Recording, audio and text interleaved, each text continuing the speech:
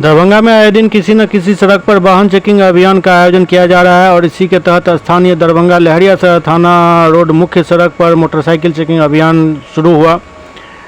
इस चेकिंग अभियान के तहत हेलमेट नहीं रहने और नियम का उल्लंघन करने वाले कई मोटरसाइकिल चालकों का ऑनलाइन फाइन काटा गया। अगर आप घर से निकलते हैं, 2 चक्का वाहन चला रहे हैं तो हेलमेट ज़रूर पहने, नहीं तो फाइन कटना निश्चित है।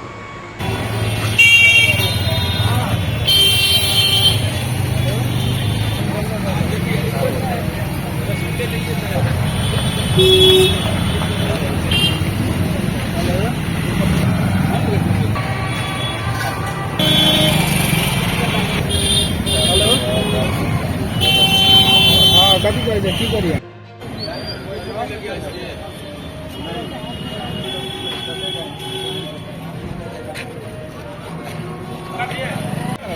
जाओ आगे ना भाई जाओ गाड़ी के पास भाई बताओ बोलेगा सही ना कौन गाड़ी उसके पास रहेगा काटेगा।